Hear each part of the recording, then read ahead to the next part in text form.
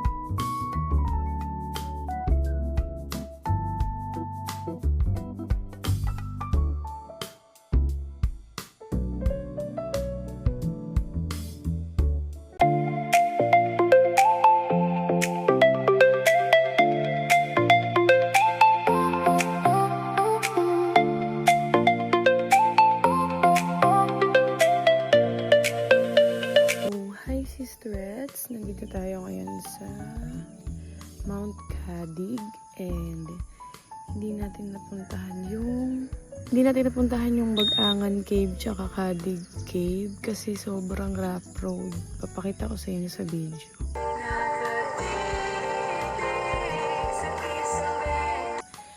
And ayoko kasi munang isugal si Kali sa rough road kasi 1 week kami dito sa Bicol. So, punta na tayo sa Malatap Falls. Bawi tayo next time. Malay natin, mapuntahan natin siya ulit sa susunod pag pumunta tayo ulit ng Bicol. So, let's go to Malatap Falls.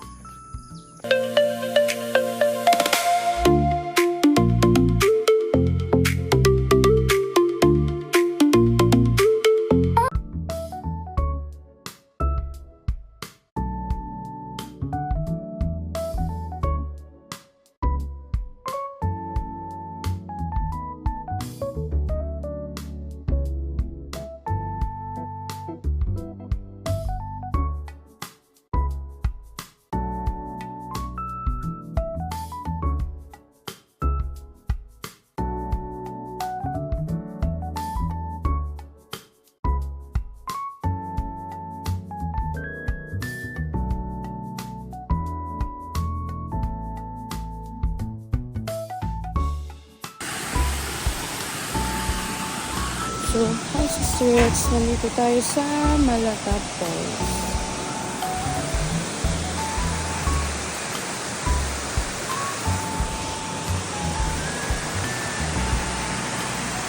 Hindi ko sure kung pwede siyang luguan, pero meron siyang entrance na 30 pesos. Mukhang safe naman siya bandang doon. And siguro delikado siya kapag tumaas yung pag umuulan siguro. Ayun lang.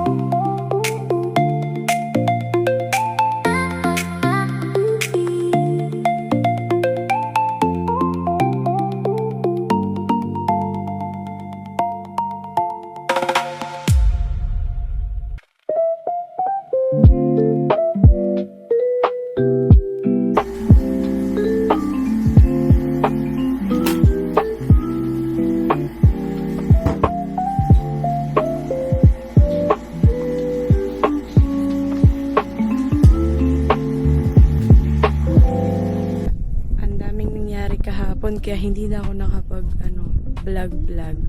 So nung pagkagaling ko sa Malatap Falls, pumunta na ako ng Maligaya Falls. Actually, hindi siya maligaya kasi po, ang dami nangyari. Ay, sorry. So ito na nga, bali, hindi talaga siya maligaya, be. Walang maligaya doon. Kasi, una pa lang, nung pagtingin ko na sa maps, alam kong matarik, pero hindi ko ina-expect na ganun yung mangyayari. Like, grabe tumumba ako. Ito yung nangyari kay Kylie.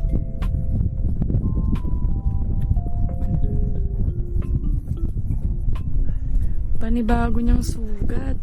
Tapos, after nun, edi naala na ako. Buti na lang may mga tumulong sa akin. Ang nakakatawa kasi, hindi ko na videohan. Kasi, tinitipid ko yung storage netong 360. Kaya nakalimutan ko. Tapos, putik na yun pa yung pinaka-importante sa lahat. Nakalimutan ko videohan. So, ang nangyari, di tinanungan ako ng 3. Buti na lang merong tumulong sa akin doon. Then, after nun, di talaga siya maligaya pulse, hindi nakakatuwa eh. Tapos, pagkababa ko doon, may nag-assist na sa akin. Ay, nako, grabe, pagkakasearch ko kasi, 10 to 15 minutes lang. So, hindi ko na in-expect, grabe, parang 30 minutes kami nag-trekking.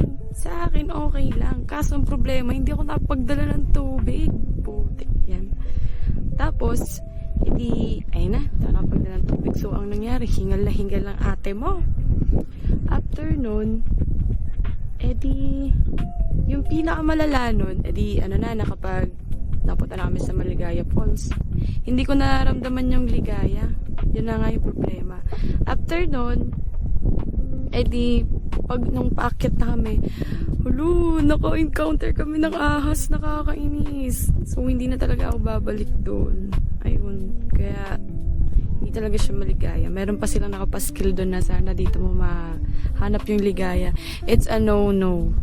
For me, pero kayo kung gusto nyo i-try, okay lang naman kung mahilig kayo mag-trekking. Hindi siya good for beginners talaga. Partida umaakit pa ako ng bundok na ito. So, ayun lang. After nun, saan pa ba pumunta nun?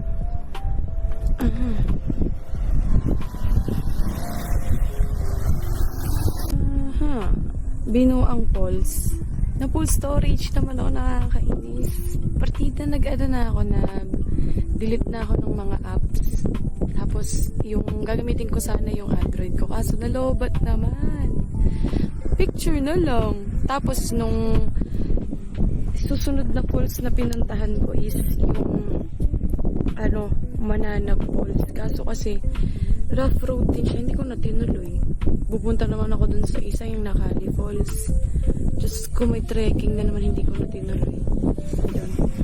Punta na ako sa Lagasbas Beach. Doon ako nagstay. Tapos, ang nakakatawa dun kasi, nung nakatulog po na ako, tapos nung nagising ako ng mga bandang alas 8:30. Wala, nakakatawa. Sobrang nakakatawa. Kasi nilakad ko yung food bazaar doon. May food bazaar kasi doon sa Lagasbas Beach. Tapos, ang layo ng nilakad ko. Nakalimutan ko magmotor. Ayun. Bad trip. Pagbalik ko, ligo na naman. Sa motel na pinag-check-inan ko. Kasi maganda yung parking. Sobrang laki ng parking nila. Ang nakakatawa kasi, ako yung unang-unang mag-check out. Tapos, naharangan ako ng 2 malaking van. Sayang, hindi ko kasi na-videohan eh. Yun, kung nakita nyo lang kung parang buhat-buhatin si Kali. Talagang pinagsiksikan ko lang siya sa maliit. Sobrang liit na daanan lang. Talagang ginamitan na talaga ng pagiging barako eh. So, ayun lang ang nangyari nung day 2 ko sa Bicol.